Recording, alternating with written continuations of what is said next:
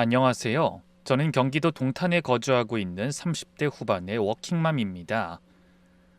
결혼 7년 차, 눈에 넣어도 아프지 않을 6살 딸아이 하나를 키우며 대기업 과장으로 재직 중인 남편과 맞벌이 부부로 살아가고 있습니다. 오늘 제가 이 자리에 사연을 보내게 된 건 불과 한 달 전 저희 집안을 쑥대밭으로 만들고 결국 이혼 도장까지 찍게 만든 기가 막히고 코가 막히는 사건 때문입니다. 남들은 부부싸움은 칼로 물베기라고들 하지만 저희 부부의 싸움은 칼로 서로의 목을 겨누는 전쟁이나 다름없었습니다. 믿었던 도끼에 발등 찍힌다는 말이 있죠. 저는 제 남편이 그렇게 무서운 사람인 줄, 아니, 그렇게 멍청하고 이기적인 사람인 줄 7년 만에 처음 알았습니다. 저희 부부는 겉보기엔 남부러울 것 없는 평범한 가정이었습니다. 남편은 소위 말하는 명문대를 나와 대기업 연구원으로 일하고 있고 저 역시 중견기업에서 팀장으로 일하며 남부럽지 않게 벌고 있었으니까요. 둘이 합쳐 연봉이 꽤 되다 보니 양가 부모님 용돈도 섭섭치 않게 드리고 1년에 한두 번은 해외여행도 다니며 여유롭게 사는 것처럼 보였죠. 하지만 사실 겉으로는 멀쩡해 보이는 쇼윈도 부부였을 뿐 저희 부부의 속은 이미 골물대로 골마 있었습니다. 이번 사건이 터지기 전부터 남편은 교묘하게 저를 그리고 제 친정을 무시해 왔습니다. 남편은 소위 엘리트 코스를 밟았다는 자부심이 하늘을 찌르는 사람이었어요. 반면 저는 지방대를 나와 지금의 자리까지 악착같이 올라온 케이스고요. 남편은 부부싸움을 할 때마다, 아니 평소 대화에서도 그 잘난 급을 나누곤 했습니다. 야, 너는 팀장이란 사람이 논리가 그렇게 없냐? 하여간 중소기업은 이래서 안 돼. 주먹구구식이라니까. 우리 회사에서는 상상도 못할 일이야. 제가 회사에서 힘든 일이 있어 하소연이라도 할라 치면 위로는커녕 훈계질부터 해댔습니다. 마치 자기는 대기업 다니니까 1등급이고 저는 중소기업 다니니까 2등급 인간이라는 듯이요. 집안일은 또 어떻고요? 맞벌이인데도 불구하고 남편은 손가락 하나 까딱 안 했습니다.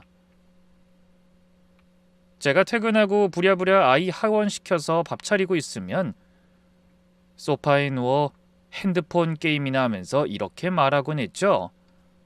여보, 국이 좀 짜다? 우리 엄마가 보내준 된장 안 썼어? 아, 그리고 셔츠 다림질 좀 똑바로 해놔. 나 내일 중요한 PT 있단 말이야. 아, 너처럼 대충 입고 다니는 회사 아니라고 했지? 기가 막혀서. 자기도 손이 있으면 좀 거들어. 나도 똑같이 돈 벌어. 라고 대들면 남편은 피식 웃으며 비수를 꽂았습니다. 돈? 야, 솔직히 까놓고 말해서 네 연봉이랑 내 연봉이랑 같냐? 내가 보너스 한 번 받으면 네 연봉 절반이야. 경제 기여도가 다른데 가사 분담을 똑같이 하자는 게 말이 돼? 억울하면 너도 대기업 가든가. 그놈의 연봉 타령, 대기업 타령. 돈 더 번다는 이유로 저는 집안에서도 의리였습니다. 하지만 제가 정말 참을 수 없었던 건 제 부모님에 대한 태도였습니다. 저희 친정 부모님이 과수원을 하시잖아요. 철마다 가장 좋은 과일 골라서 사위 먹으라고 택배를 보내주시는데 남편은 고맙다는 전화 한 통을 안 했습니다. 한 번은 껍질째 먹는 사과를 씻어서 줬더니 인상을 팍 쓰면서 뱉어내더군요. 아이 퇴! 야, 껍질을 왜 안 깎아? 식감 거칠게.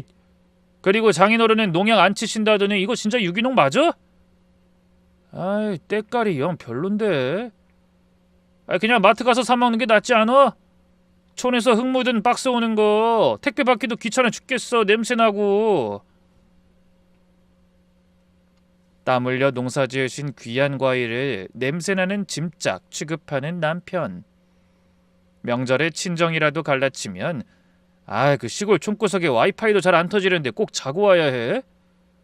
그냥 용돈이나 붙여드리고 말자. 기름값 아깝게. 라며 투덜대기 일쑤였습니다. 저는 바보같이 그래도 남편이 일이 힘들어서 예민한 거겠지, 표현이 서툴러서 그런 거겠지 하며 참고 또 참았습니다. 내 자식 아버지니까, 우리가 가족이니까. 그렇게 시한폭탄처럼 째깍거리고 있던 저희 부부 사이를 결국 남편은 제 손으로 터뜨려 버렸습니다. 파국의 서막은 아주 우연한 기회에 정말 사소한 종이 한 장에서 시작되었습니다. 평소 남편은 자기 관리를 철저히 하는 사람이었습니다. 특히 돈 문제에 있어서는 저보다 훨씬 꼼꼼하고 계산적인 사람이었죠. 결혼 초 남편이 이렇게 제안했습니다. 자기야, 우리 각자 버는 돈은 각자가 관리하고 생활비랑 아이 키우는 비용만 공용 통장에 넣어서 쓰는 게 어때? 요즘은 다들 그렇게 하잖아. 저는 그 말이 합리적이라고 생각했습니다. 서로 사회생활을 하는 사람들이니 각자의 품위 유지비도 필요할 테고 매번 허락받고 돈 쓰는 것도 번거로울 테니까요. 그래서 우리는 매달 정해진 금액, 남편 300만 원, 저 250만 원을 공용 통장에 입금하고 나머진 각자 알아서 관리하기로 했습니다. 물론 대출금 상환이나 적금 같은 굵직한 돈은 제가 관리하는 공용 통장에서 빠져나가게 해뒀고요. 그렇게 7년을 살았습니다. 남편이 보너스를 얼마나 받는지, 주식으로 돈을 얼마나 불렸는지 저는 꼬치꼬치 캐묻지 않았습니다. 남편 역시 제가 친정에 뭘 사드리는지, 옷을 뭘 사는지 터치하지 않았고요. 그게 서로에 대한 배려이자 존중이라고 믿었습니다. 그런데 3주 전 주말이었습니다. 남편이 회사 동호회 사람들과 골프를 치러 나간 사이 집으로 등기 우편이 하나 도착했습니다. 보통 등기는 본인이 수령해야 하지만 마침 우체부 아저씨가 저와 안면이 있는 분이라 제가 대신 받게 됐죠. 발신인은 법원 등기국이었습니다. 순간 가슴이 철렁했습니다. 법원에서 올 게 뭐가 있지? 혹시 남편이 무슨 소송에라도 휘말렸나? 교통사고라도 냈나? 오만 가지 생각이 머릿속을 스치고 지나갔습니다. 남편 사생활을 존중한다며 평소엔 우편물을 뜯어보지 않았지만 법원 등기는 예외였습니다. 떨리는 손으로 봉투를 뜯어 내용을 확인한 순간 저는 제 눈을 의심할 수밖에 없었습니다. 부동산 담보대출 실행 통지서, 채무자 김민석, 담보물 경기도 수원시 영통구 땡땡 아파트 103동 1502호, 대출 금액 3억 5천만 원. 머릿속이 하얗게 변했습니다. 수원 영통구 아파트? 우리 집은 동탄인데? 게다가 3억 5천만 원이라니 이게 도대체 무슨 돈이란 말인가요? 서류를 자세히 읽어보니 남편이 수원에 있는 30평대 아파트를 매입하면서 그 집을 담보로 대출을 실행했다는 내용이었습니다. 손이 부들부들 떨렸습니다. 아파트를 샀다고? 나 몰래? 그것도 수원에? 도대체 왜? 누구 명의로? 저는 당장 남편에게 전화를 걸려다 멈췄습니다. 지금 전화해서 따져봤자 남편 성격상 그거 별거 아니야 하고 얼버무리거나 거짓말을 할 게 뻔했습니다. 확실한 증거와 상황 파악이 필요했습니다. 저는 즉시 서류에 적힌 주소를 검색해 봤습니다. 로드뷰로 확인한 그 아파트는 지은 지 15년 정도 된 구축 아파트였지만 위치가 좋아 가격이 꽤 나가는 곳이었습니다. 그리고 그 순간 번개처럼 스치는 기억이 하나 있었습니다. 2달 전 시어머니가 지나가듯 했던 말이 떠올랐습니다. 아이고, 이 집도 이제 너무 낡아서 비만 오면 곰팡이가 슬고, 아이 친구 누구네는 아들이 수원으로 이사시켜줬다는데 참 부럽더라. 설마 시댁? 시댁은 저희 집에서 차로 1시간 거리인 안산의 낡은 빌라에 살고 계셨습니다. 시아버지는 일찍 퇴직하시고 소일거리를 하고 계셨고 시어머니는 전업주부셨죠. 넉넉지 않은 형편인 건 알았지만 저희가 매달 드리는 용돈 50만 원과 명절 때마다 챙겨드리는 목돈으로 생활하시기에 큰 부족함은 없다고 생각했습니다. 그런데 아파트를 사드렸다? 그것도 3억 5천 대출을 끼고 본인 돈을 얼마나 보태서? 저는 떨리는 가슴을 진정시키고 등기부등본을 열람해 봤습니다. 소유자는 제 남편 김민석, 매매가 6억 8천만 원, 대출을 제외하면 남편이 현금으로 3억 3천만 원을 쏟아부었다는 이야기였습니다. 3억 3천만 원, 그 돈이 어떤 돈입니까? 남편이 7년 동안 각자 관리하자며 모아온 돈, 어쩌면 우리 가족의 미래를 위해, 우리 딸아이의 교육을 위해 혹은 나중에 더 좋은 집으로 이사가기 위해 쓰여야 할 돈이었습니다. 그 돈을 저와 한마디 상의도 없이 시댁 아파트 사는데 몽땅 털어넣은 겁니다. 배신감에 치가 떨렸습니다. 단순히 시부모님께 집을 사드려서 화가 난 게 아니었습니다. 우리는 부부잖아요. 그 사람이 아무리 저를 무시한다 해도 우린 평생을 함께하기로 약속한 동반자인걸요.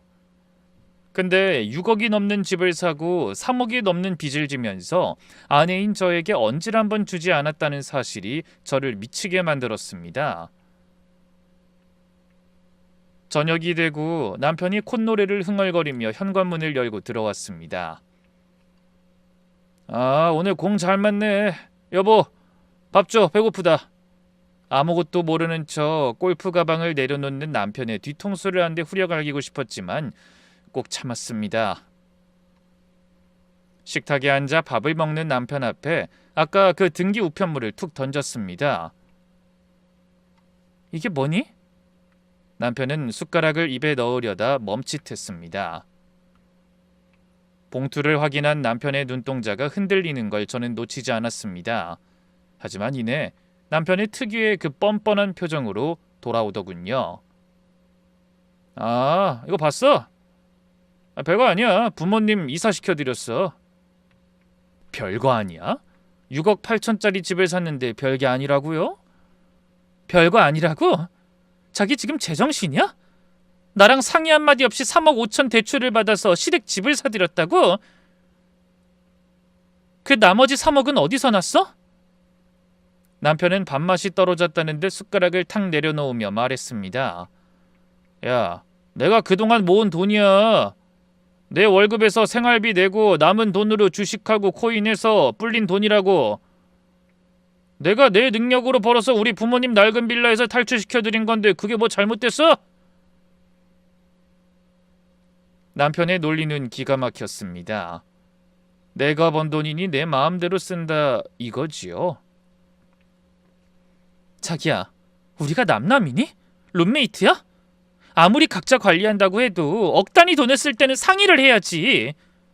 그리고 그 대출 이자랑 원금은 그거 갚느라 생활비 줄이겠다는 소리 할 거 아니야. 걱정 마. 내 용돈 줄여서 갚을 거니까. 그리고 당신한테 피해가는 거 없잖아. 왜 그렇게 예민하게 굴어? 며느리 돼서 시부모님 좋은 집 사드리면 축하는 못 해줄 망정 봉투 뜯어보고 취조하듯이 따지는 게 맞는 태도야? 오히려 저를 속 좁은 며느리로 몰아가는 남편의 태도에 말문이 막혔습니다. 화가 나서 눈물이 날 지경이었습니다. 피해가 안 간다고? 3억 5천 빚이 생겼는데 그게 우리 가게에 영향이 없어? 만약 자기 회사 잘리거나 무슨 일 생기면 그 빚은 고스란히 내가 떠안아야 하는 거야. 법적으로 부부니까. 아, 재수없게 무슨 소리야. 내가 왜 잘려? 그리고 내가 알아서 한다니까. 꼬우면 너도 사들이든가. 순간 귀를 의심했습니다. 뭐라고? 답답해. 내 말은 내가 번 돈으로 우리 부모님 해드린 거니까 간섭하지 말라고. 당신도 당신 돈 모아서 처가에 집을 사주든 차를 사주든 마음대로 하라고. 나 터치 안 할 테니까. 됐지? 남편은 그 말을 남기고 방으로 들어가 문에 쾅 닫아버렸습니다. 식탁에 덩그러니 남겨진 저는 멍하니 닫힌 방문을 바라봤습니다. 꼬우면 너도 네 돈으로 사들이든가. 나 터치 안 할 테니까. 그 말이 귓가에 뱅뱅 돌았습니다. 정말이죠? 진짜 터치 안 한다는 거겠죠? 그 순간 제 머릿속에서 뭔가 뚝하고 끊어지는 소리가 들렸습니다. 그래, 네가 그렇게 나온다 이거지? 네 논리가 각자 번 돈은 각자 마음대로라 이거지? 좋아. 어디 한번 끝까지 가보자. 그런 생각이 들었습니다. 사실 저희 친정은 시댁보다 형편이 조금 더 낫긴 했지만 그렇다고 부자는 아니었습니다. 친정 부모님은 지방 소도시에서 작은 과수원을 운영하고 계셨습니다. 평생 흙만지며 정직하게 살아오신 분들이라 자식들에게 손 벌리는 걸 죽기보다 싫어하셨죠.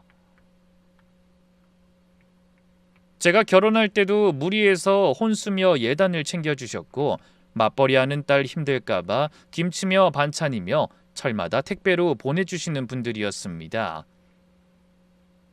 반면 시댁은 결혼할 때 아들이 아깝다며 유세를 떨던 시어머니 얼굴이 떠올랐습니다.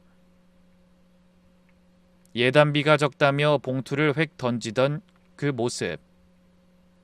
명절 때마다 너희 친정은 과수원 하니까 과일값은 안 들겠네라며 사돈네 땀방울을 우습게 알던 그 말들. 남편이 시댁에 6억 8천짜리 아파트를 사다 바칠 동안 저는 친정 부모님 칠순잔치도 요즘 누가 크게 하냐 그냥 가족끼리 밥이나 먹자는 남편 말에 설득당해 조촐하게 넘겼던 게 천추의 한으로 남았습니다. 그때 아끼고 아껴서 시댁 아파트 자금 보태준 꼴이 된 거니까요. 저는 그날 밤 잠든 남편의 얼굴을 보며 결심했습니다. 이대로는 못 넘어간다. 네가 저지른 짓이 얼마나 어리석고 멍청한 짓인지 뼈저리게 느끼게 해주겠다. 다음 날 월요일, 저는 회사에 반차를 냈습니다. 그리고 은행으로 향했습니다. 제 명의로 된 예금, 적금, 펀드 싹 다 정리했습니다. 결혼 전부터 모아온 돈, 결혼하고 악착같이 모은 제 비상금, 그리고 친정 부모님이 나중에 급할 때 써라며 몰래 쥐어주셨던 돈까지 탈탈 턴이 현금으로 약 1억 5천 정도 되더군요. 하지만 이걸로는 부족했습니다. 남편은 6억 8천을 썼는데 겨우 1억 5천? 성에 차지 않았습니다. 저는 휴대폰을 꺼내 친정아버지에게 전화를 걸었습니다. 아버지, 나야 지은이. 우리 딸 무슨 일이냐? 목소리가 왜 그래? 아버지의 따뜻한 목소리를 듣자마자 울컥 눈물이 쏟아질 뻔했지만 꼭 참았습니다. 지금은 울 때가 아니었습니다. 아버지, 엄마랑 같이 스피커폰으로 좀 받아봐. 상의할 게 있어. 잠시 후 엄마 목소리도 들려왔습니다. 저는 자초지종을 설명하지 않았습니다. 지금 다 말하면 두 분 다 혈압으로 쓰러지실까 봐서요. 대신 다른 제안을 했습니다. 아버지, 과수원 옆에 있는 그 땅 김영감님이 팔라고 했던 거 아직도 유효해? 아버지는 깜짝 놀라셨습니다. 그 땅? 아니 그 김영감네가 내놓긴 했는데 우리가 무슨 돈이 있어서 그거에 사냐? 5억은 줘야 하는데. 내가 사드릴게. 뭐? 네가 무슨 돈이 있어서? 아버지, 나 그동안 열심히 모았어. 그리고 김서방이랑 상의 다 된 거야. 김서방이 시댁이 이번에 수원 아파트 해드렸거든. 그러면서 나보고 친정이 하고 싶은 거 다 하라고 자기가 적극 지원하겠다고 큰소리 치더라고. 거짓말은 아니었습니다. 너도 네 마음대로 해라라고 했으니 그게 지원 아니겠습니까? 아이고 김서방이 웬일이라니? 걔가 그렇게 통이 큰 줄 몰랐네. 아빠는 기뻐하시면서도 한편으론 걱정하셨습니다. 그래도 무리하는 거 아니냐? 너희도 애 키우고 살아야 하는데. 엄마 걱정 마. 김서방 요즘 능력 좋아. 그리고 이건 내가 엄마 아버지한테 꼭 해드리고 싶어서 그래. 그 땅 사서 우리 나중에 펜션도 짓고 체험 농장도 크게 하자. 그게 아버지 꿈이었잖아. 부모님을 겨우 설득한 저는 바로 실행에 옮겼습니다. 제 수중에 있는 1억 5천. 거기에 제 신용대출을 풀로 당겼습니다. 연봉이 꽤 되다 보니 1억 정도는 거뜬히 나오더군요. 합쳐서 2억 5천. 아직 2억 5천이 부족했습니다. 저는 남편 서재를 뒤지기 시작했습니다. 남편이 자랑스럽게 모아둔 인감도장과 서류들, 그리고 저희 부부 공동 명의로 되어 있는 지금 살고 있는 동탄 아파트, 시세 10억이 넘는 이 집은 대출이 거의 없는 상태였습니다. 결혼할 때 양가도움 조금 받고 저희 둘이 죽기 살기로 벌어서 갚았으니까요. 공동 명의, 즉 남편의 동의가 있어야 담보대출이 가능했습니다. 하지만 저에게는 남편의 인감과 신분증, 그리고 무엇보다 남편이 술김에 혹은 귀찮아서 저에게 맡겨둔 위임장 형식의 서류들이 꽤 있었습니다. 예전에 주택담보대출 갈아타기 할 때 써먹고 남은 서류들이었죠. 물론 엄밀히 따지면 불법의 소지가 있을 수 있겠지만 지금 제 눈엔 뵈는 게 없었습니다. 그리고 남편이 제게 했던 말, 네 마음대로 해라. 그 말을 녹음해둔 파일도 있었습니다. 싸울 때 습관적으로 녹음하는 버릇이 이번에 신의 한 수가 되었죠. 저는 과감하게 동탄 아파트를 담보로 2억 5천만 원을 대출 실행했습니다. 남편에게 연락이 갈 수도 있었지만 남편은 평소 은행 업무 알림을 귀찮아서 꺼두거나 제 번호로 돌려놓는 경우가 많았습니다. 하늘이 도운 건지 대출 실행은 일사천리로 진행되었습니다. 그렇게 마련한 총 5억 원, 저는 바로 은행으로 가서 그 돈을 10원 한 장 남기지 않고 바로 친정아버지 계좌로 쐈습니다. 송금 확인까지 모두 마치고 나니 짜릿한 전율이 흘렀습니다. 동시에 이제 돌아올 수 없는 강을 건넜다는 서늘함도 느껴졌죠.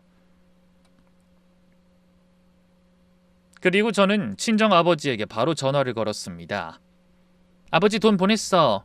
김영감님한테 바로 연락해서 계약금 걸고 잔금까지 이번 주 내로 치러버려. 땅 문서 바로 가져와. 아니 지은아, 돈이 들어오긴 했는데 이거 정말 괜찮은 거냐? 김서방이랑 같이 와서 해야 하는 거 아니냐? 아버지, 김서방 바빠서 못 가. 그리고 김서방이 나한테 전적으로 일임했어. 장인어른 꿈 이뤄드리게 당신이 알아서 시원하게 싸드려 그랬다고. 그러니까 토달지 말고 얼른 사. 나중에 딴소리 나오기 전에. 아버지는 제 상화에 못 이겨 알겠다고 하셨습니다. 일을 저질렀으니 이제 통보를 할 차례였습니다. 그날 저녁, 남편은 여느 때와 다름없이 퇴근해서 소파에 드러누워 TV를 보고 있었습니다. 수원에 부모님 집을 사들였다는 뿌듯함 때문인지 얼굴에 아주 기름이 좌알좌알 흐르더군요. 저는 조용히 식탁에 앉아 과일을 깎으며 말을 꺼냈습니다. 자기야, 주말에 친정 좀 다녀와야겠어. 친정? 왜? 무슨 일 있어? 남편은 시큰둥하게 대꾸했습니다.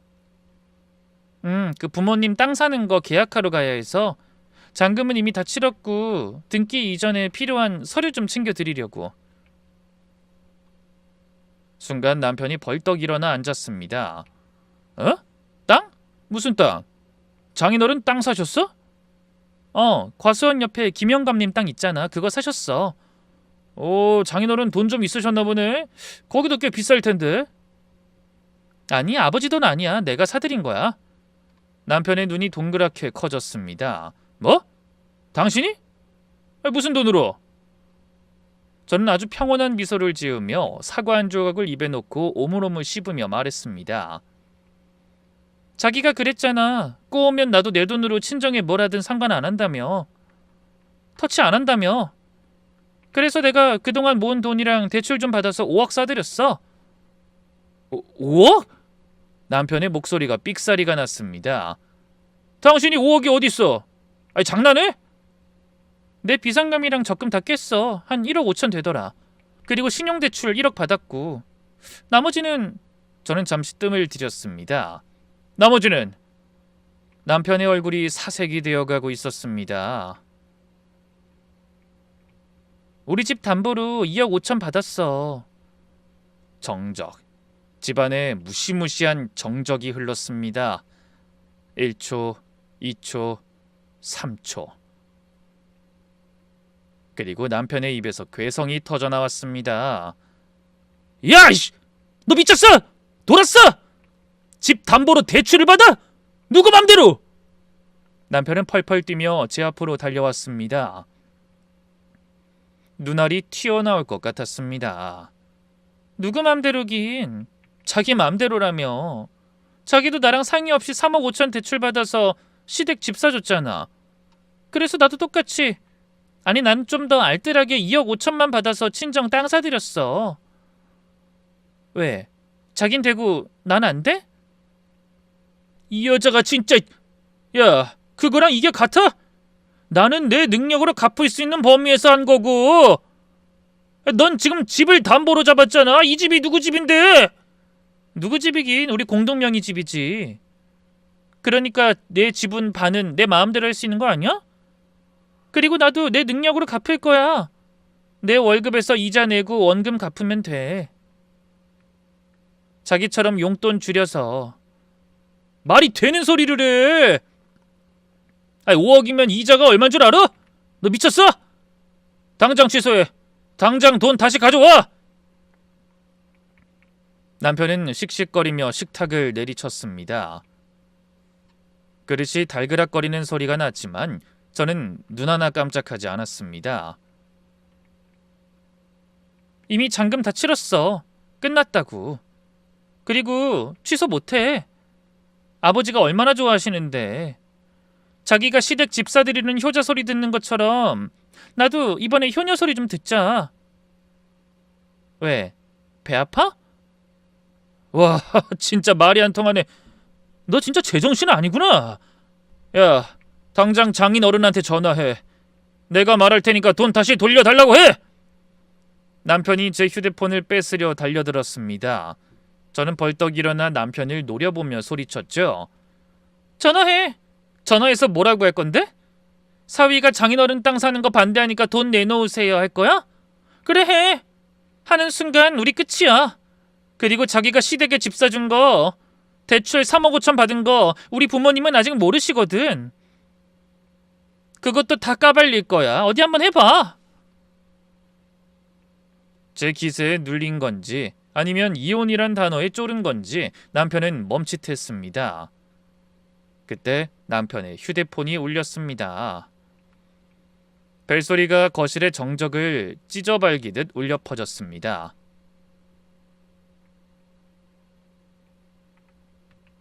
화면을 힐끔 보니 엄마라고 두 글자가 떠 있더군요.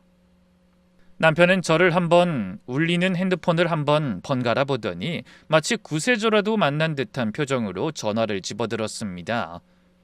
아마 속으로는 엄마한테 일러 바치면 네가 꼼짝 못하겠지라고 생각했을 겁니다.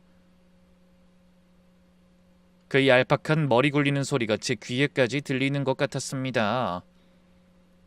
엄마, 지금 안 그래도 내가 전화하려고. 남편이 다급하게 입을 떼기가 무섭게 수화기 너머로 시어머니의 앙칼진 고함이 터져나왔습니다. 스피커폰이 아니었는데도 거실 전체에 쩌렁쩌렁 울릴 정도였죠. 예, 민서가 이게 다 무슨 소리냐? 며느리가 친정에 5억을 해줬다니? 아니 방금 사돈 어른이 전화하셨더라. 고맙다고. 네가 다 해준 거라면서? 아, 우리 아버지 평생 남에게 싫은 소리 한번 못하고 빚지는 거 죽기보다 싫어하시는 분이 사위가 그렇게 큰 돈을 줬다니 얼마나 감격하셨으면 그 밤에 사돈댁에 전화까지 하셨을까요? 그 순박한 마음을 생각하니 가슴 한구석이 아려왔지만 동시에 아버지의 그 행동력이 지금 이 순간만큼은 최고의 지원 사격이 되었습니다. 아이고 사돈, 우리 김서방이 글쎄 이번에 우리 땅 사라고 5억이나 보내줬지 뭡니까? 며느리한테도 잘하더니 처가에도 이렇게 끔찍하게 챙기고. 사돈이 자식 농사 참 잘 지으셨어요. 아마 아버지는 이렇게 말씀하셨겠죠.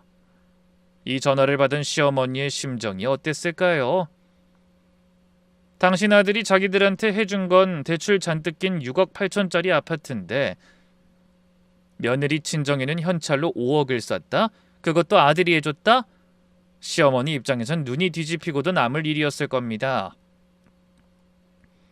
게다가 그 5억이 사실은 당신 아들이 아니라 며느리가 집 담보 잡혀서 마련한 돈이라는 건 꿈에도 모르실 테니까요. 어? 그게 엄마, 그게 아니고요.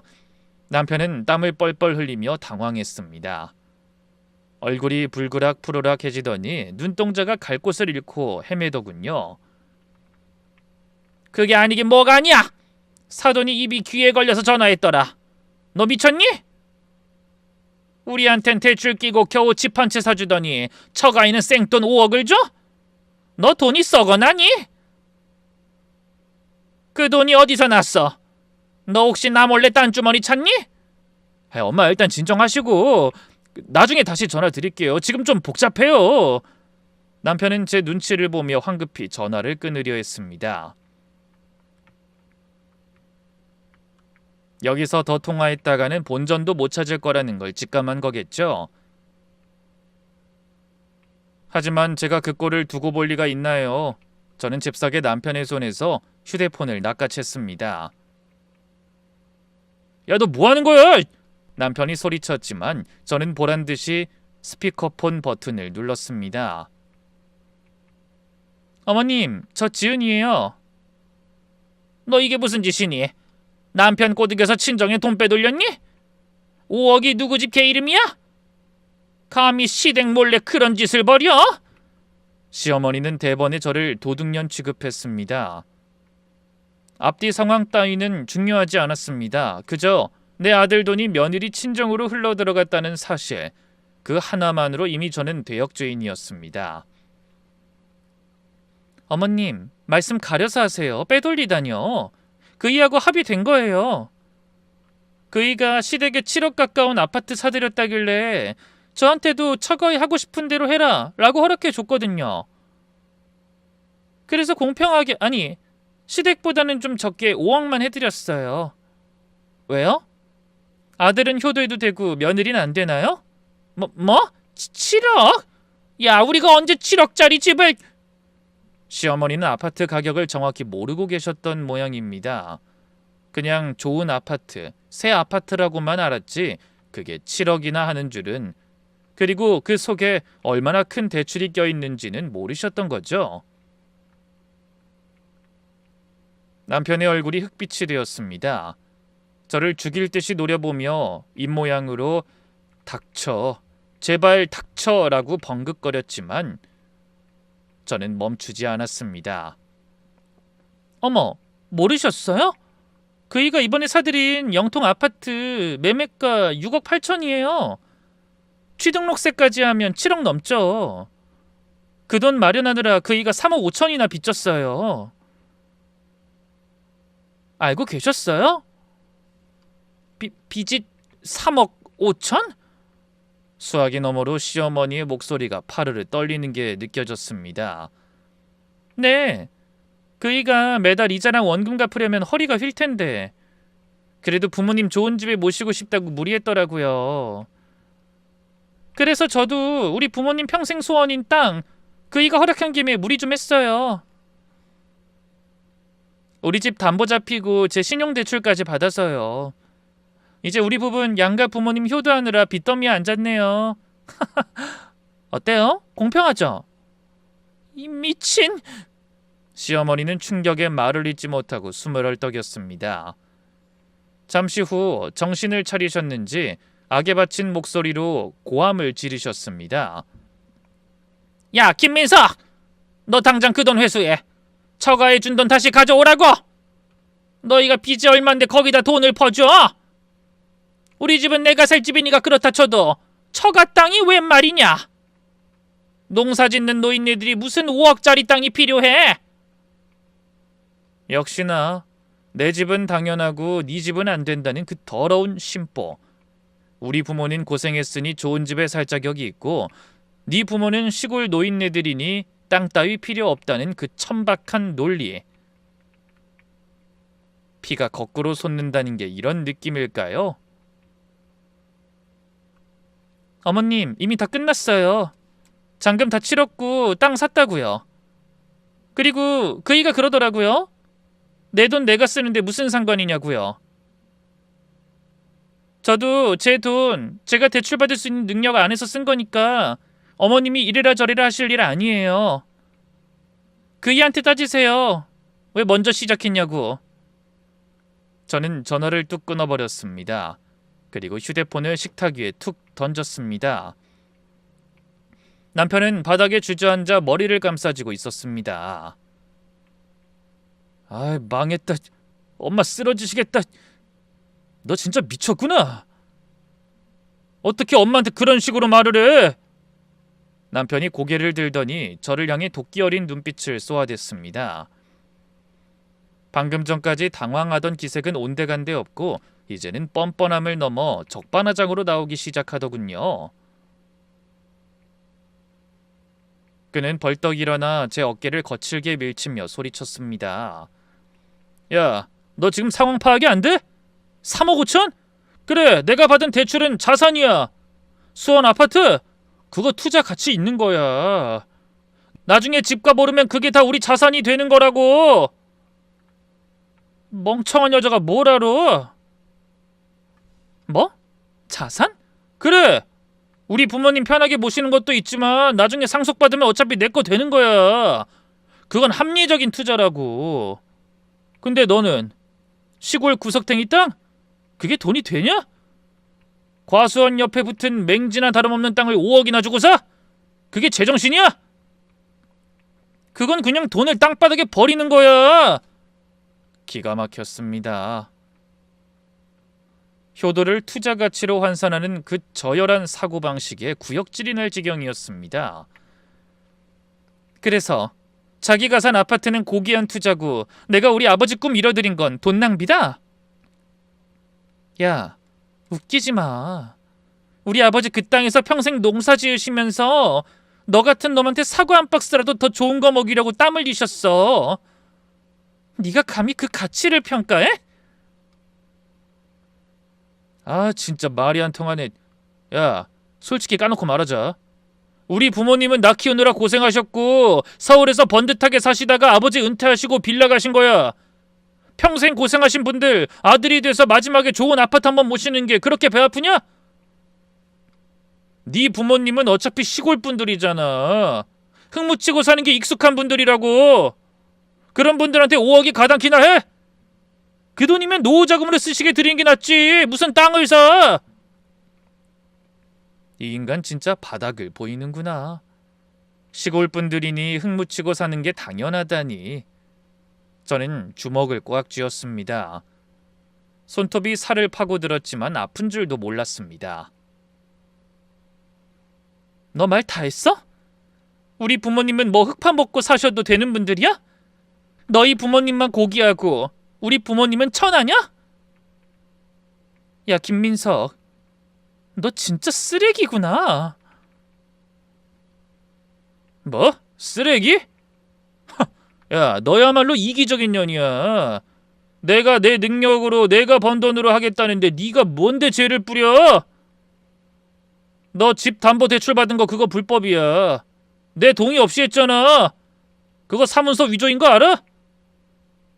내가 너 고소하면 너 깜빵 가. 남편은 이제 법 운운하며 협박까지 하기 시작했습니다. 고소? 해, 하라고. 어차피 위임장 네가 써준 거고 네가 나한테 네 맘대로 하라고 씨부린 녹음 파일 다 있어. 법정 가서 한번 따져보자. 누가 이기나. 그리고 깜빵? 그래, 가줄게. 대신 나 들어가기 전에 너랑 너희 집안 작살내고 들어갈 거야. 회사 게시판에 네가 무슨 짓 했는지 다 올리고 너희 부모님 아파트 가압류 걸고 아주 개망신을 줄 거라고. 제 서슬퍼런 기세에 남편이 멈칫했습니다. 그는 분을 이기지 못해 씩씩거리며 거실을 왔다 갔다 하더니 갑자기 식탁 위에 있던 계산기를 집어들고 미친 사람처럼 두드리기 시작했습니다. 아이씨, 이자만 해... 야, 이거 어떡할 거야? 5억에 대한 이자 네 월급으로 감당돼? 학원비는? 생활비는? 너 당장 내일 가서 대출 처리하고 돈 다시 가져와. 장인어른한테 빌든 무릎을 꿇든 해서 받아오라고. 싫은데? 난 갚을 능력 되는데? 내 월급에서 이자 내고 좀 아껴 쓰면 돼. 정 안 되면... 저는 싸늘하게 웃으며 남편을 쳐다봤습니다. 정 안 되면 이 집 팔지 뭐. 뭐? 야! 이 집을 왜 팔아? 여기 동탄 학군이 얼만데 내 출퇴근은 어쩌고? 네 출퇴근이 문제야? 우린 빚이 7억이야. 7억! 네가 저지른 3억 5천, 내가 저지른 2억 5천, 거기다 내 신용대출까지. 너희 부모님 호강시켜드리고 우리 부모님 꿈 이뤄드렸으니 우린 이제 쪽박칠 일만 남았네. 공평하게 원룸부터 다시 시작하자. 왜? 넌 싫어? 네가 시작한 일이잖아. 아우 진짜 씨. 너 같은 걸 마누라라고 데리고 산 내가 병신이지. 야, 넌 진짜 안 되겠다. 너 우리 엄마한테 가서 사과해. 그리고 장인어른한테 가서 이실직고하고 돈 받아와. 안 그럼 나 진짜 너랑 못 살아. 못 살아? 누가 할 소리를? 저는 자리에서 일어나 안방으로 들어갔습니다. 남편은 야, 어딜 도망가? 내 말 안 끝났어! 하고 소리쳤지만 저는 문을 잠그지 않고 서랍을 열었습니다. 그리고 미리 준비해둔 서류 봉투를 꺼내들고 다시 거실로 나왔습니다. 자, 여기. 저는 서류 봉투를 식탁 위에 탁 내려놨습니다. 이게 뭔데? 남편이 인상을 찌푸리며 봉투를 열었습니다. 내용물을 확인한 남편의 손이 부들부들 떨리기 시작했죠. 제가 남편에게 던져준 건 바로 이혼 서류였거든요. 이혼? 너 지금 장난하냐? 겨우 돈 문제로 이혼을 해? 겨우 돈 문제? 아니, 이건 돈 문제 아니야. 넌 나를 그리고 내 가족을 철저하게 무시했어. 넌 배우자가 아니라 그냥 네 욕심 채우는 도구로 날 이용했을 뿐이야. 네 그 잘난 부모 챙기느라 내 등골 빼먹으려는 거 더는 못 봐주겠어. 야, 지은아, 너 진짜 왜 이래? 우리가 산 세월이 얼만데 예림이 생각은 안 해? 이혼서를 보자마자 남편의 태도가 순식간에 비굴해졌습니다. 방금 전까지 고소안에 만회하던 인간이 불리해지니 딸아이 이름을 들먹이더군요. 예림이? 예림이 생각해서 이러는 거야. 너 같은 아버지 밑에서 크면 애가 뭘 배우겠니? 이기적이고 위선적이고 강약약 강인 인간으로 크겠지. 난 내 딸 그렇게 못 키워. 지은아, 내가 말이 좀 심했어. 화가 나서 그런 거야. 어? 이거 집어넣고 다시 얘기하자. 내가 어떻게 하면 되겠어? 어떻게 하면 되냐고? 간단해. 저는 남편의 눈을 똑바로 쳐다보며 말했습니다. 시댁 아파트 팔아. 팔아서 대출 갚고 원상복구 해놔. 그럼 나도 친정 땅 파는 거 고려해 볼게. 근데 너 그거 못하잖아. 너희 엄마가 가만히 있겠어? 죽는 신용이라도 하겠지. 그러니까 우린 끝이야. 선택해. 지금 당장 나가서 수원 아파트 내놓을 건지 아니면 법정에서 볼 건지. 남편은 입을 번긋거리며 아무 말도 못했습니다. 시어머니가 무서워서 집을 팔겠다는 말은 죽어도 못하는 저 찌질함. 그러면서 저한테는 희생을 강요하는 저 뻔뻔함. 그때였습니다. 현관문 도어락이 띠리릭 열리더니 비밀번호를 누르는 소리가 들렸습니다. 저희 친정 부모님이나 시부모님 말고는 비밀번호를 아는 사람이 없는데 올 사람이 없는데 누굴까요? 설마... 문이 벌컥 열리고 시부모님이 들이닥치셨습니다. 안산에서 동탄까지 택시를 타고 날아오신 모양입니다. 현관에 들어서자마자 시어머니는 신발도 벗지 않고 거실로 뛰어들어오셨습니다. 야 이년아! 네가 사람이야? 남편을 빚더미에 올려놓고 친정에 5억을 퍼줘? 당장 그 돈 토해내라고 해! 시어머니는 제 머리채를 잡으려는 듯 달려드셨고 시아버지는 남편 멱살을 잡고 흔드셨습니다. 이 멍청한 놈아! 마누라 단속을 어떻게 했길래 집구석이 이 모양이야! 집안은 순식간에 아수라장이 되었습니다. 딸아이가 자고 있는 방문이 열릴까봐 조마조마했습니다. 저는 시어머니의 손을 탁 쳐내며 소리쳤습니다. 남의 집에서 행패 부리지 마세요. 경찰 부르기 전에 나가세요. 뭐? 경찰? 아이고 기가 막혀서 내가 내 아들 집에 왔는데 경찰을 불러? 야 너 이혼해. 당장 이혼해. 내 아들 놔주고 너 혼자 빚 갚으면서 살라고. 시어머니가 원하던 바를 말씀해 주셨네요. 네, 안 그래도 이혼하려고 서류 꺼내놨어요. 아주 잘 오셨네요. 아드님 데려가세요. 빚 3억 5천 달린 아파트도 가져가시고요. 대신 이 집은 재산 분할해야 하니까 당분간 제가 쓸게요. 아드님은 그 수원 아파트 가서 사시면 되겠네요. 뭐라? 그리고 어머님 아시죠? 그 수원 아파트 대출 이자만 한 달에 150만 원이 넘어요. 민석 씨 월급으로 생활비 쓰고 이자 내고 거기다 저한테 양육비까지 주려면 어머님 아버님 용돈은커녕 그 아파트 관리비도 못 낼걸요? 아, 민석 씨가 들어가서 살면 세 식구가 그 좁은 아파트에서 옹기종기 모여 살면서 빚 갚으면 되겠네요. 참 보기 좋겠어요. 제 페트 폭격에 시어머니는 뒷목을 잡고 휘청거리셨습니다. 시아버지는 털썩 소파에 주저앉으셨고요. 남편은 엄마 그만해 제발 하며 울먹거렸습니다. 정말 꼴불견이었습니다. 이런 사람들과 가족이라고 7년을 살았다니 제 자신이 한심스러웠습니다. 다 나가주세요. 저 내일 출근해야 하거든요. 안 나가시면 진짜 경찰 부릅니다. 112 누를게요. 저는 휴대폰을 들어 112를 누르는 신용을 했습니다.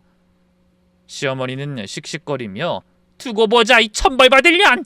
하고 저주를 퍼부으며 나가셨고 남편은 시부모님을 모시고 나갔습니다. 아마 오늘은 수원 그 새 집에서 주무시겠죠? 집이 텅 비었습니다. 폭풍이 휩쓸고 간 자리처럼 고요했습니다. 저는 식탁에 앉아 식어버린 차를 한 모금 마셨습니다. 손이 아직도 덜덜 떨렸지만 마음 한구석은 이상하게도 시원했습니다. 꽉 막혀있던 체증이 뻥 뚫린 기분이었습니다. 하지만 이게 끝이 아니었습니다. 다음 날 아침이 밝았습니다. 남편은 시부모님을 모셔다 드리고 그 밤중에 집으로 돌아왔던 모양입니다. 거실에서 잔 것 같더라고요. 밤새 한숨도 못 잤는지 퀭한 눈의 남편은 제가 주방에서 물 한 잔 마시는 소리에도 흠칫 놀라서 눈치를 봤습니다. 여보, 나 출근한다. 기어들어가는 목소리로 말하는 남편에게 저는 쳐다보지도 않고 딱 한마디 했습니다. 법원에서 등기 날아오면 바로 받아. 이혼 소장일 테니까. 남편은 울상을 짓더니 도망치듯 출근했습니다. 저도 딸아이를 유치원에 데려다주고 회사로 향했죠. 일이 손에 잡힐 리가 있나요? 온 신경이 곤두서 있었죠. 그런데 점심시간쯤 친정아버지에게서 전화가 왔습니다. 저는 심호흡을 한번 하고 전화를 받았습니다. 혹시라도 제가 대출받은 걸 아시면 어쩌나 걱정이 앞섰거든요. 여보세요? 아버지. 지은아, 나다. 너 지금 어디냐? 회사냐? 아버지의 목소리가 평소와 달랐습니다. 늘 다정하던 목소리가 아니라 마치 살얼음판을 걷는 듯 차갑고 낮게 깔려 있었죠. 네, 회사예요. 왜요? 무슨 일 있으세요? 지금 당장 나올 수 있냐? 나 지금 김서방 회사 앞이다. 심장이 쿵 내려앉았습니다.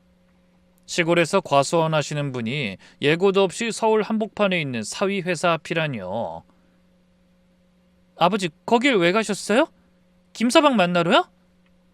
그래, 이놈의 자식 낯짝 좀 봐야겠다. 너도 지금 와라. 김서방 나오라고 했으니 삼자대면 좀 하자. 저는 직감했습니다. 사단이 났구나. 남편 놈이, 그 멍청한 인간이 뭔가 기어이 일을 저질렀구나. 부랴부랴 반차를 쓰고 택시를 잡아탔습니다. 가는 내내 손에 땀이 쥐어졌습니다. 도대체 무슨 일이 있었던 걸까? 남편 회사 근처 카페에 도착하니 아버지는 이미 와 계셨고 그 맞은편에 남편이 고개를 푹 숙인 채 앉아 있었습니다. 아버지의 표정은 제가 태어나서 처음 보는 정말 무서운 표정이었습니다. 평생 흙만 파고 사신 분의 투박한 손이 테이블 위에서 부들부들 떨리고 있었죠. 아버지! 제가 들어서자 남편이 구세주라도 만난 듯 고개를 들었습니다. 여보, 장인어른 좀 말려봐. 나 진짜... 닥치지 못해! 아버지의 불효령에 카페 안에 모든 시선이 집중되었습니다. 남편은 다시 쭈구리가 되었죠. 저는 아버지 옆에 앉으며 물었습니다. 아버지, 어떻게 된 거야? 갑자기 왜 올라오셨어? 아버지는 품에서 꼬깃꼬깃한 종이 한 장을 꺼내 테이블에 탁 내려놓으셨습니다. 그건 바로 제가 보낸 5억 원이 찍힌 통장 정리 내역이었습니다. 지은아, 내가 아무리 시골 촌부라도 사리분별은 할 줄 안다. 어제 네가 돈 보내고 나서 김서방 이놈한테 전화가 왔더구나. 저는 남편을 째려봤습니다. 이 인간이 기어이 장인어른한테 전화를 해서 돈을 도로 내놓으라고 찡찡거린 겁니다. 남편은 제 눈을 피하며 웅얼거렸습니다. 아니, 나는 그냥 사실대로 말씀드리고 오해를 풀려고. 오해? 아이고, 기가 차서. 아버지는 헛웃음을 지으시며 말씀을 이어가셨습니다. 이놈이 아침부터 대뜸 전화해서는 한다는 소리가 장인어른 그 돈 사실 지은이가 집담보로 대출받은 겁니다. 저희 지금 그 돈 없으면 길거리에 나앉습니다. 땅 사지 마시고 돈 다시 돌려주세요. 이러더구나. 맙소사, 제 얼굴이 화끈거렸습니다. 결국 부모님 가슴에 못 박는 소리를 듣게 하다니 창피하기도 하고 민망하고. 그래서 내가 물어봤지. 자네가 동의했다던데 그게 아니었나? 그랬더니 이놈이 뭐라는 줄 아냐? 지은이가 독단적으로 저지른 일이다. 자기는 몰랐다. 장인어른이 좀 말려달라. 아주 억울해서 죽으려고 하더구나.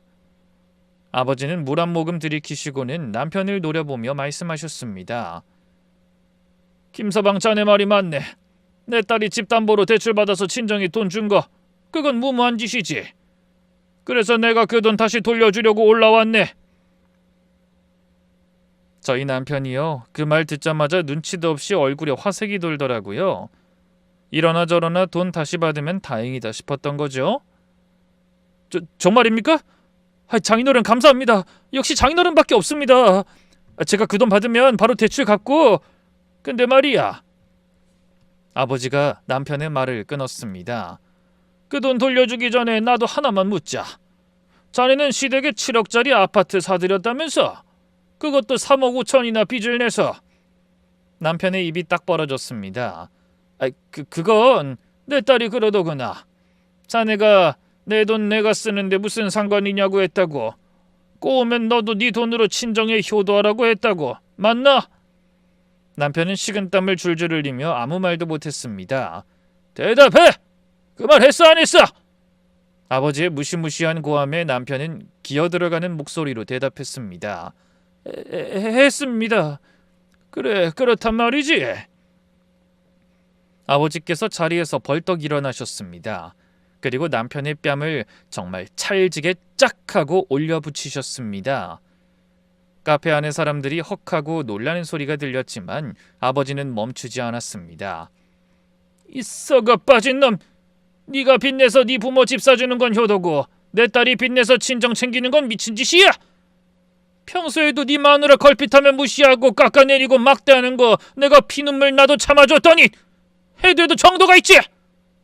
네가 먼저 그딴 식으로 나오니까 내 딸이 오죽했으면 집 담보까지 잡혔겠냐! 남편은 뺨을 감싸쥐고 멍하니 아버지를 쳐다봤습니다. 내가 오늘 올라오면서 다 알아봤다. 수원 그 아파트 네 명의로 샀다며? 좋아, 아주 공평하게 하자. 내가 5억 다시 줄 테니까 자네도 그 아파트 당장 팔아서 빚 갚아. 그리고 남은 돈 반 딱 잘라서 내 딸한테 위자료를 주고 이혼해. 그게 내가 제안하는 조건이야. 장인어른, 이혼이라뇨? 이혼이라면 큰일 나는 줄 아는 이 남자 기겁을 하면서 눈이 뒤집어지더라고요. 평소에도 이혼한 사람들을 깎아내리고 흉보기 바쁜 남자였으니까요. 아버지는 눈 하나 깜짝 안 하고 불호령을 이어가셨습니다. 싫어! 그럼 5억은 내가 꿀꺽하고 내 딸이랑 이혼시킬란다. 어차피 이혼할 거면 내 딸한테 5억 원이라도 챙겨주는 게 아비된 도리 아니겠냐? 선택해. 지금 당장 아파트 내놓고 싹싹 빌 건지 아니면 5억도 잃고 마누라도 잃고 소송 갈 건지. 살벌한 분위기에 저조차 간이 쪼그라들 정도였습니다.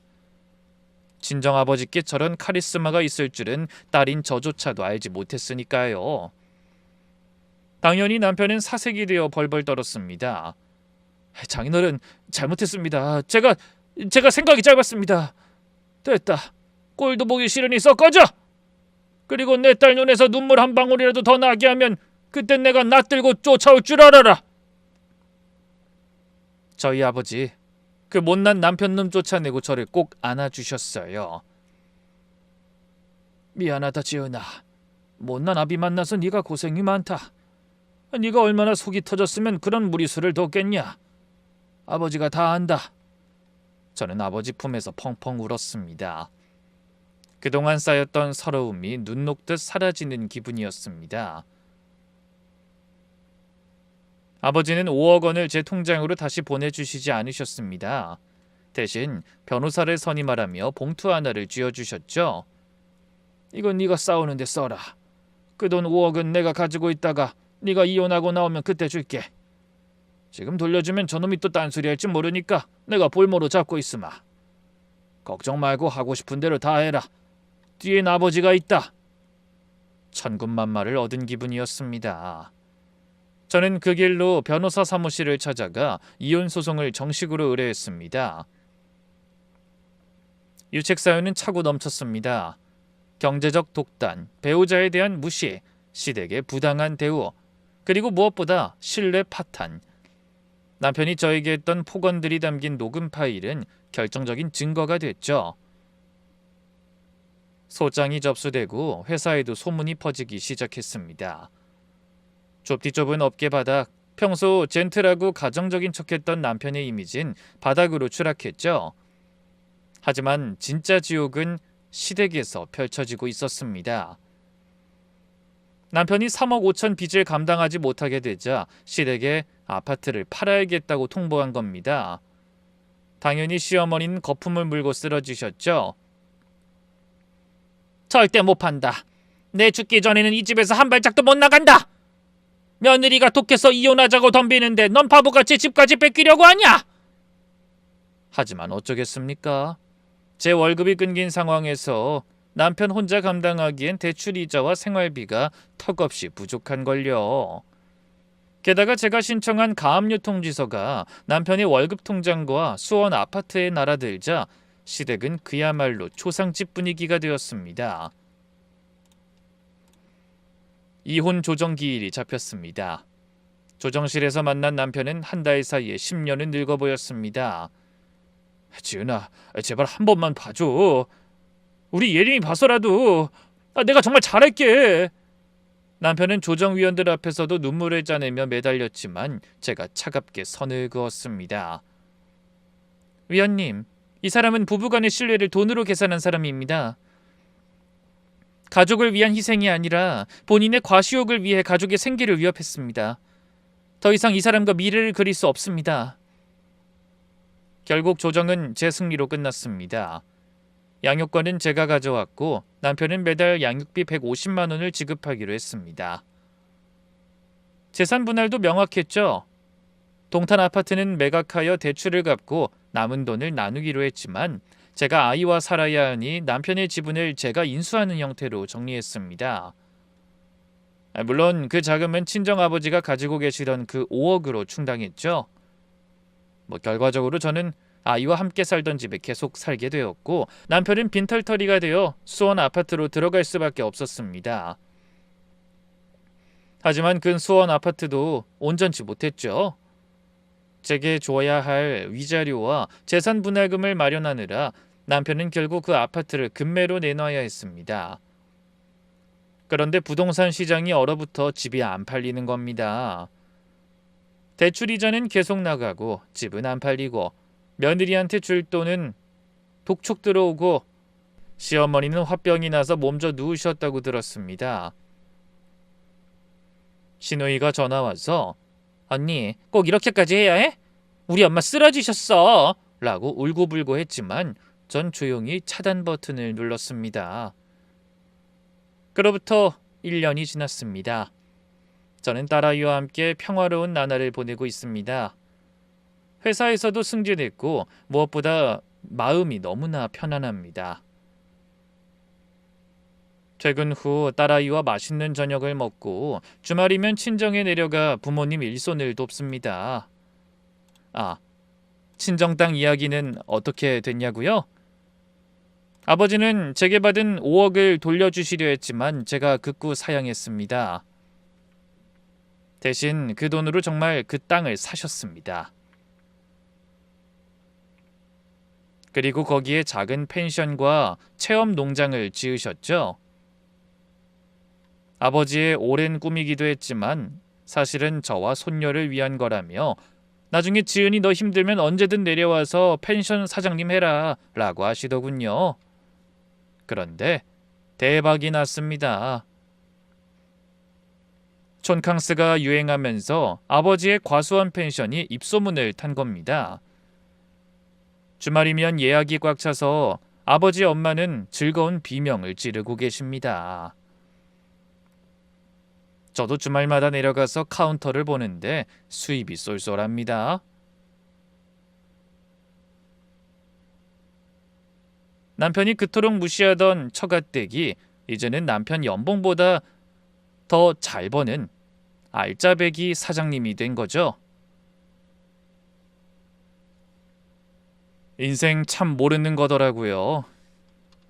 부부는 공동체인데 그 단순한 진리를 깨닫지 못한다면 그 끝은 제 전남편처럼 비참할 뿐인가 봐요. 지금까지 제 긴 이야기 들어주셔서 감사합니다.